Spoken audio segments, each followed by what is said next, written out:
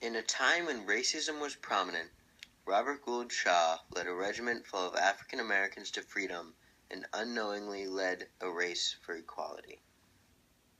Robert Gould Shaw was born in Boston, Massachusetts on October 10, 1837, into a powerful abolitionist family.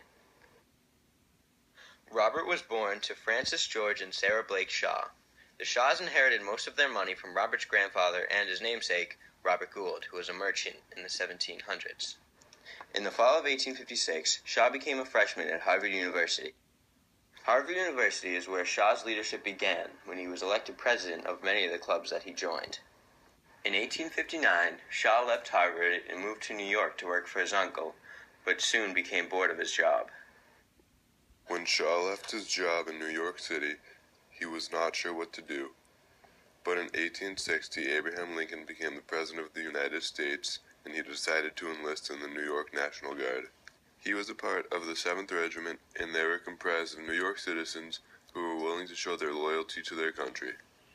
However, many of the members of the regiment did not want to stay in the National Guard. But Shaw was different. He wanted to stay, and he wanted to serve as long as he could. In May 1861, Shaw joined the newly formed 2nd Massachusetts Regiment.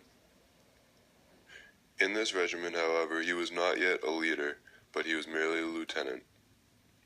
The 2nd Regiment was involved in multiple famous battles, such as the Battle of Front Royal and the Battle of Antietam. The Battle of Antietam was considered the most gruesome battle of the Civil War and of all of American history, considering that there were over 3,000 casualties and about 1,700 wounded. Shaw, surprisingly, enjoyed these battles, but he still wanted the war to be over as soon as possible. Lieutenant Shaw stayed in the 2nd Massachusetts Regiment for the next 20 months, where he there developed his skills as a soldier and as a leader. As the year of 1862 was coming to an end, the 2nd Regiment did not have very much action at all.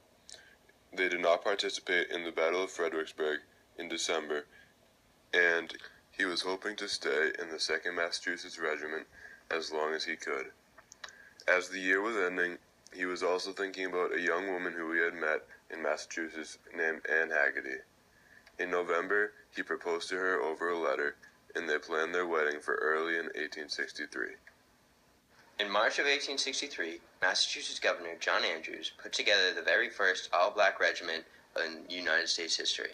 Governor Andrews personally wrote to Shaw 2 times asking him to lead this regiment, and Shaw rejected it both times. Governor Andrews was positive that Shaw was the man to lead this regiment, so on the 3rd time when he asked him, Shaw finally accepted. Shaw wanted to be absolutely sure of himself before accepting this position because he wanted to make sure he was the right man for the job. The 54th Massachusetts Regiment was a volunteer regiment, and over 1,000 African-American men joined to fight for their country. One of the men in the regiment was Sergeant William Carney, who was the first African-American man to receive the Congressional Medal of Honor. Carney received this medal because, after being shot, he saw the flag bearer go down and summoned what little strength he had to hold the flag high. Frederick Douglass, an escaped slave from Maryland, and also a close friend to Robert's father, he was a powerful abolitionist who pushed more and more African Americans to join the regiment. 2 of Frederick's sons, Charles and Lewis, were both members of the 54th Regiment, and his other son, Frederick Jr., was a recruiter. On May 28, 1863, the 54th Regiment left Boston and traveled by sea to South Carolina, where they stayed until July 16th, when they had their first battle with the Confederates on James Island. However, on July 18, 1863, the 54th Regiment faced a true challenge. They were chosen to lead the assault on Fort Wagner, the most heavily armed Confederate fort. It was at the beginning of this battle that Shaw gave his most memorable quote, "I want you to prove yourselves. The eyes of thousands will look on what you do tonight." It was at the beginning of this battle, however, that their fearless leader, Robert Gould Shaw, died during the action. As Shaw was leading his troops, He was shot 3 times in the chest, and he died almost instantly on the battlefield. After Shaw died, the Confederate leaders buried him with the rest of his men as a sort of an insult. But instead, Shaw's friends and family did not see it as an insult. They thought it was an honor that he was buried with his soldiers. Attempts have been made to find Shaw's body along with his other soldiers, but they had proved unsuccessful. People have assumed that their bodies were swept away into the ocean and never found again. Robert's father, Frank Shaw, wrote, "We would not have his body removed from where it lies surrounded by his brave and devoted soldiers. We can imagine no holier place than that in which he lies among his brave and devoted followers, nor wish for him better company. What a bodyguard he has." We feel that quote and Shaw's death show that he was a great leader and that his followers respected him.